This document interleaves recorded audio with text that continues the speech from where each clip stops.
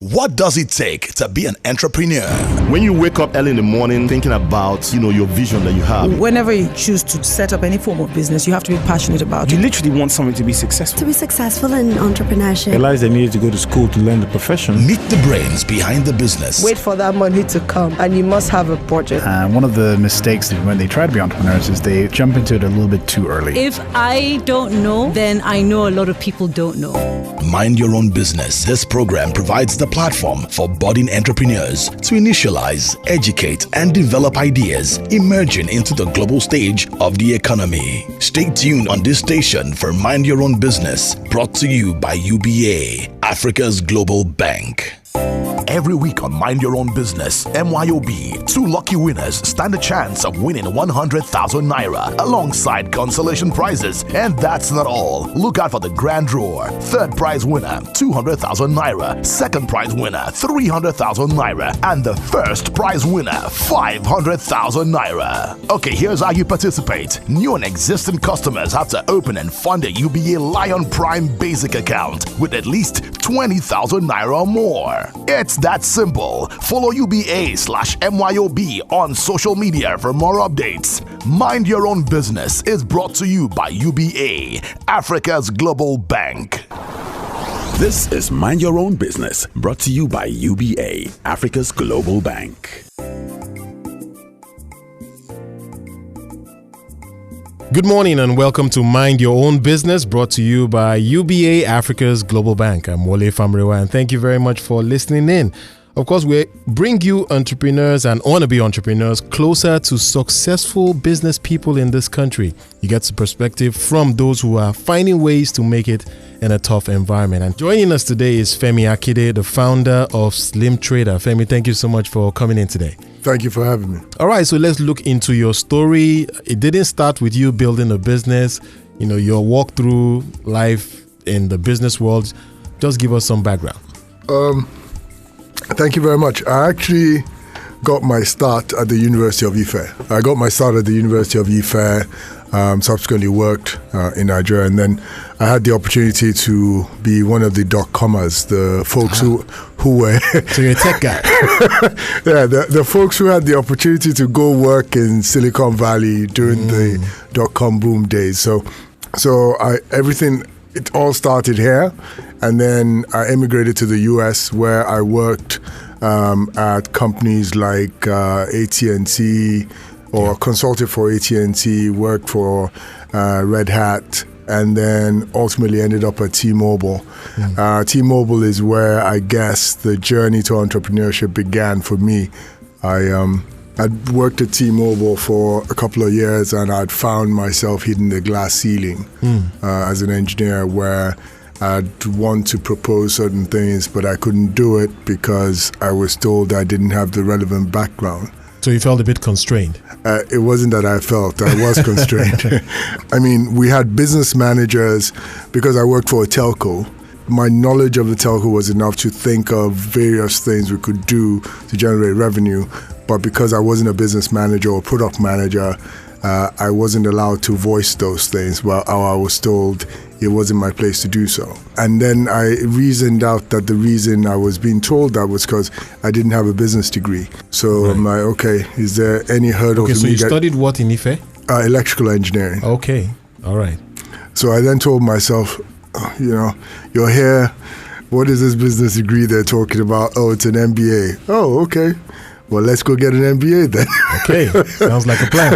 Sounds like a plan. So what do? You buy Business Week, and you look at the top business schools, and you say, okay, at this stage in my life, I can't afford to go. I have to go to the top 3, because I figured anything less, you wouldn't get any recognition for it. So at that time, the University of Chicago was number 1.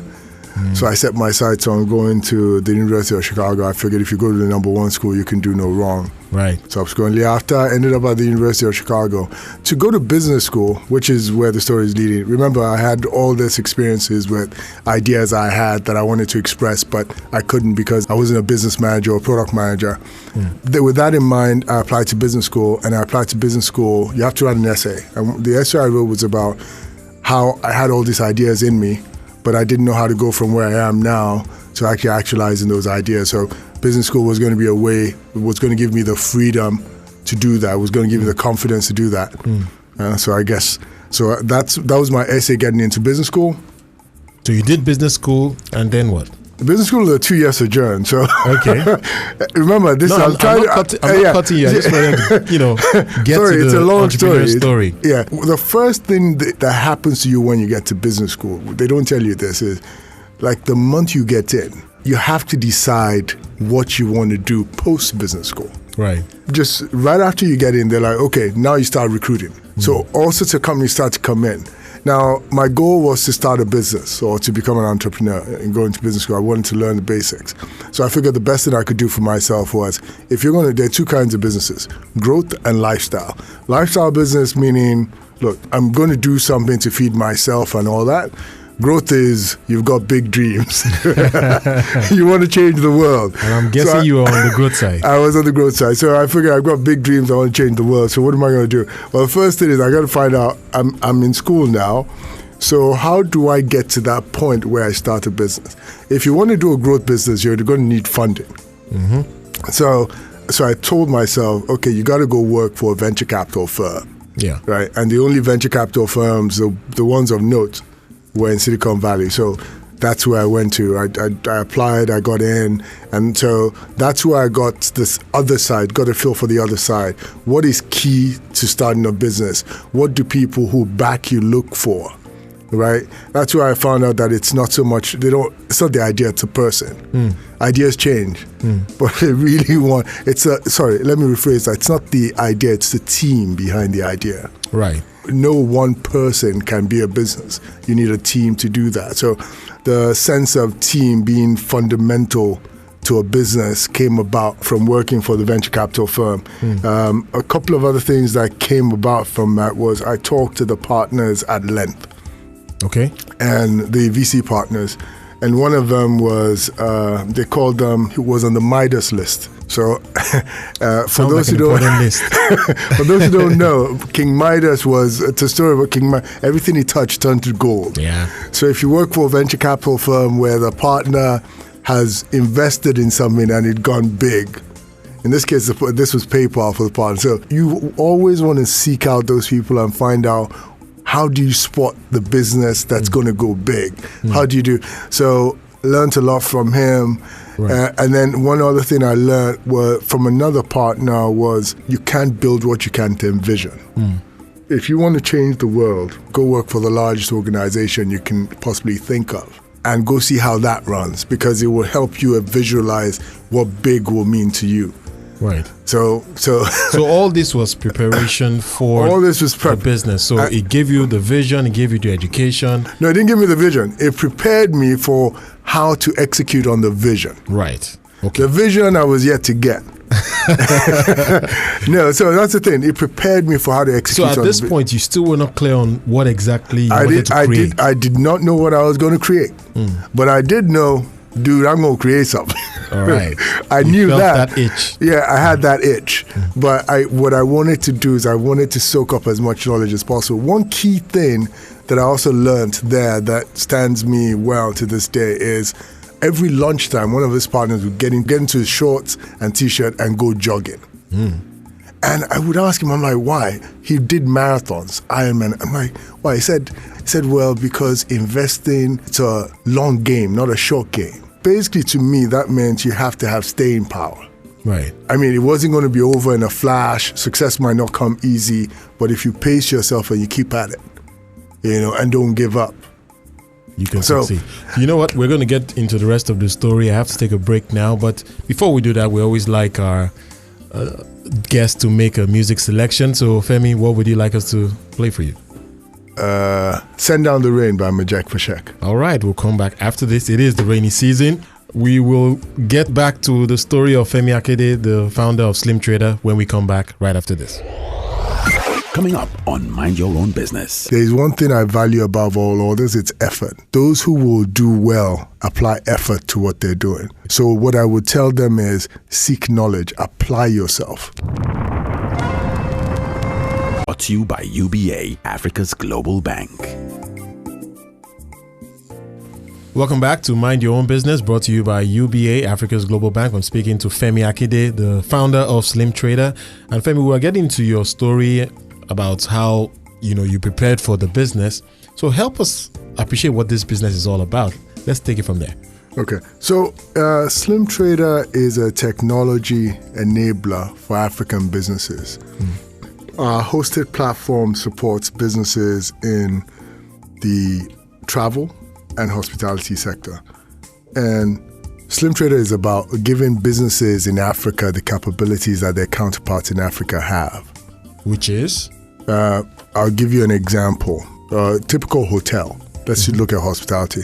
A typical hotel anywhere else in the world would have a back-end system to run their financial reporting, to run their inventory, to run their restaurants, to run their deliveries. It would also have a front-end system that allows them generate reservations for guests and get the guests to pay. We'll have a property management system that allows them do their manage their room inventory, manage who's in their rooms and who's not. Would allow them connect. Would give them connectivity to the global hotel booking platforms. So those are things that is all automated and integrated in one. And you help them. You deliver that. We deliver that. Right.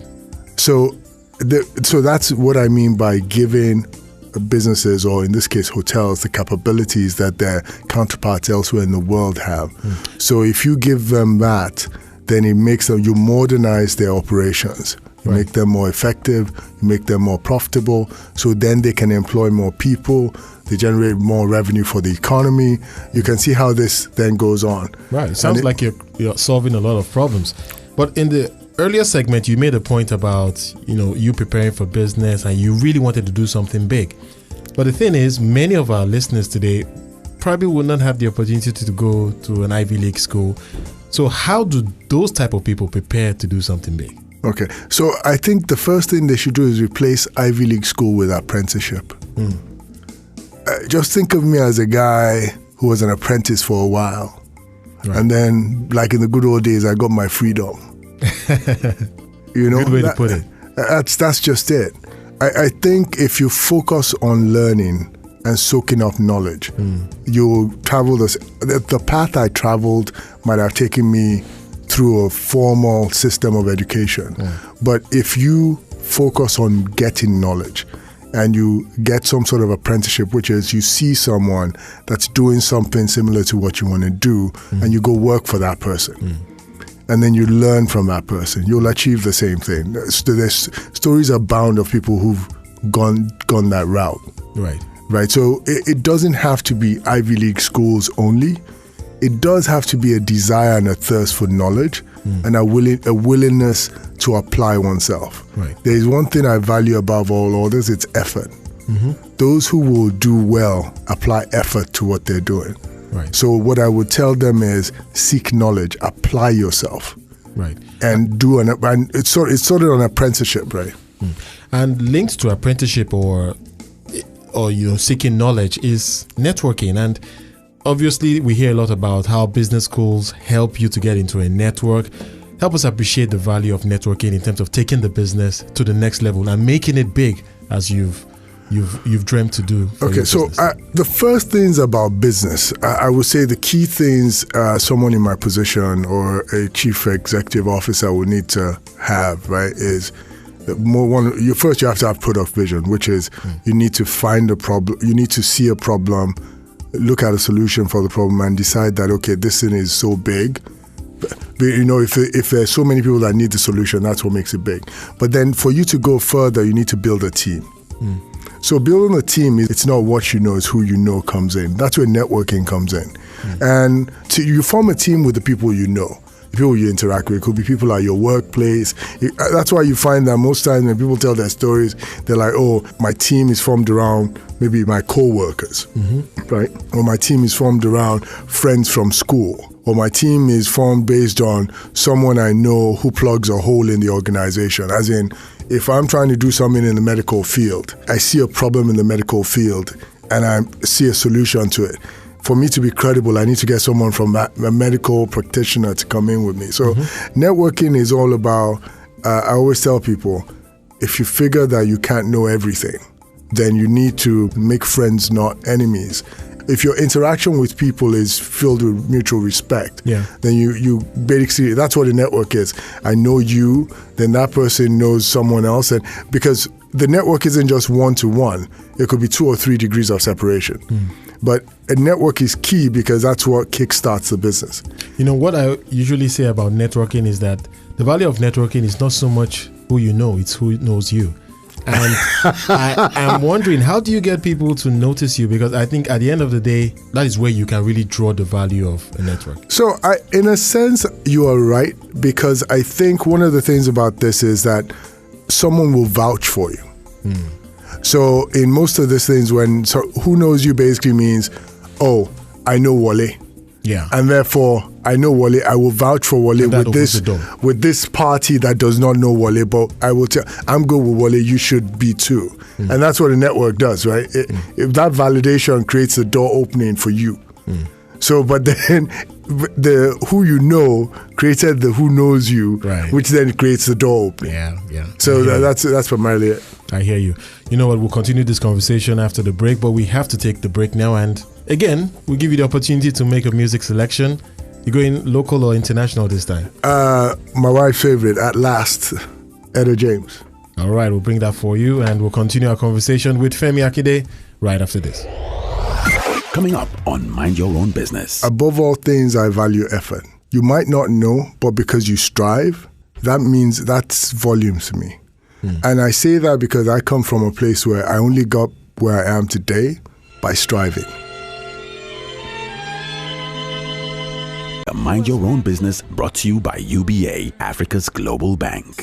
Every week on Mind Your Own Business, MYOB, 2 lucky winners stand a chance of winning 100,000 naira alongside consolation prizes. And that's not all. Look out for the grand draw. 3rd prize winner, 200,000 naira. 2nd prize winner, 300,000 naira. And the 1st prize winner, 500,000 naira. Okay, here's how you participate. New and existing customers have to open and fund a UBA Lion Prime basic account with at least 20,000 naira or more. It's that simple. Follow UBA/MYOB on social media for more updates. Mind Your Own Business is brought to you by UBA, Africa's global bank.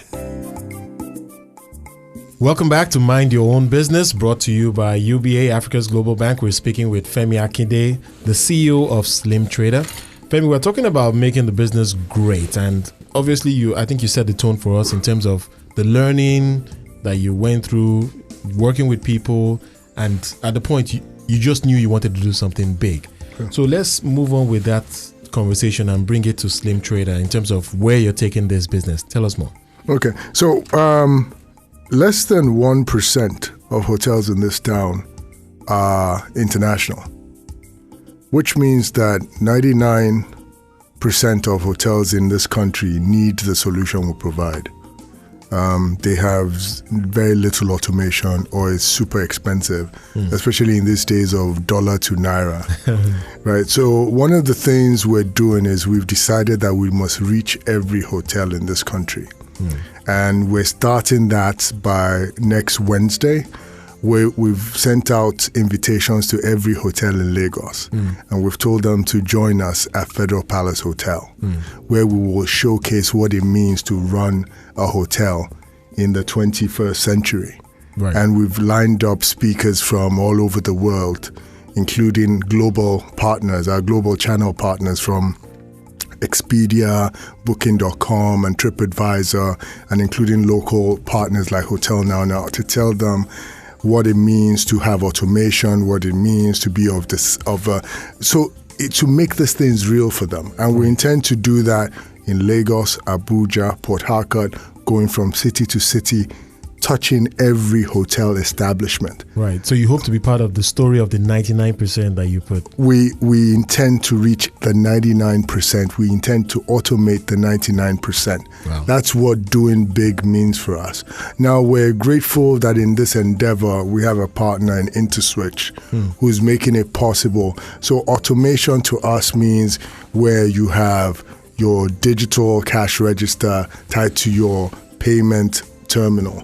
And we're grateful for partners like InnoSwitch, who will be there on Wednesday to be part of that. They're giving us devices that tie into our technology, so it's easy for people to synchronize everything they're doing. Right. So you can imagine you walk into, and this is something we're very super excited about. You can imagine you walk into a hotel that we have touched. At their front desk, instead of them writing your name into a ledger or using an Excel sheet to input your name, they can call up the reservation or generate the reservation. And when they do that, they can send it to a payment terminal. You can swipe your card and everything is reconciled. You go into their restaurant to eat. They can basically book whatever you want to eat on a handheld device. Their menus on a handheld device. They can send that to a payment terminal. So full-blown automation. Wow. Easy to use, affordable. That's something for us. That's what doing big is. And when we're done with Nigeria, we intend to roll with our partners into Kenya, Uganda. Our partner and lead investor, InnoSwitch, is in 5 countries.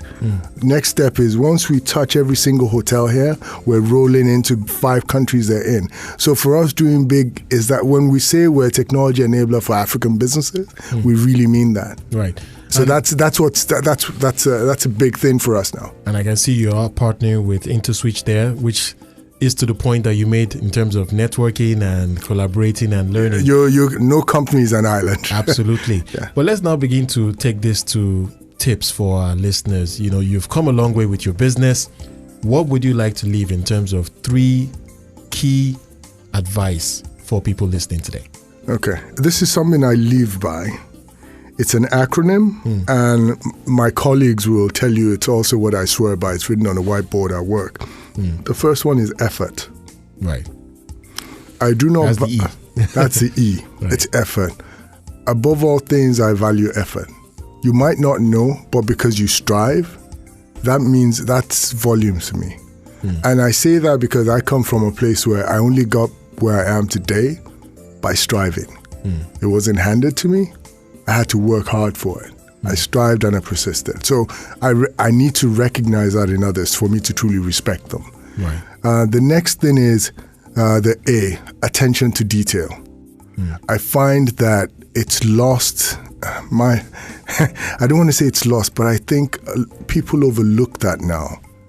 You want to send an email, you should take time out to read through it. Spell check. You want to send out a letter, read through it. Those things matter. Right. They distinguish you. They set you apart. They set you apart.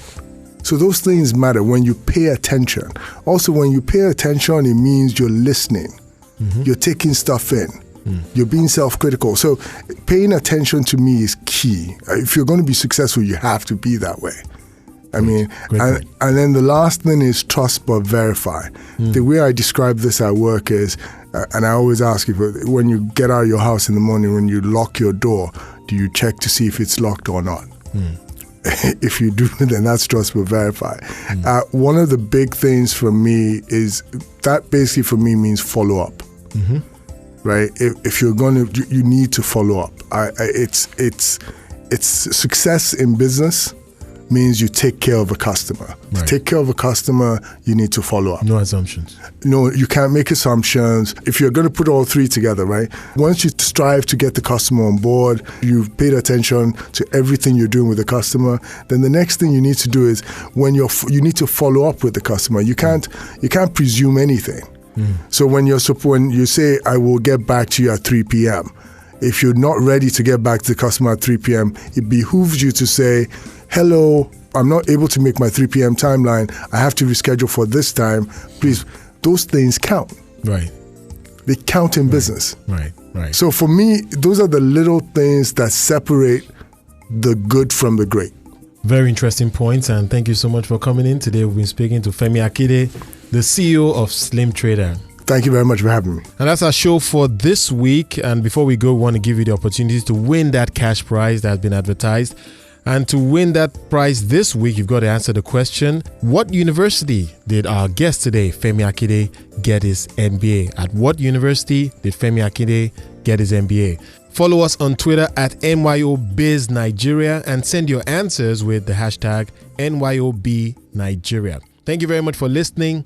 Good morning. For inquiries on Mind Your Own Business, follow on Twitter at MYOBizNigeria and UBA Group, Facebook.com/MYOB Nigeria and Facebook.com/UBA Group, Instagram.com/Mind Your Own Biz Nigeria, or email cfc@ubagroup.com. You can also call UBA CFC on 01-280-8822 or 01-631-9822 and 0700-2255-822. Today's business tips on Mind Your Own Business from Femi Akinde, CEO of SlimTrader, is first, effort. The second is attention to detail. And the third is timeliness. What does it take to be an entrepreneur?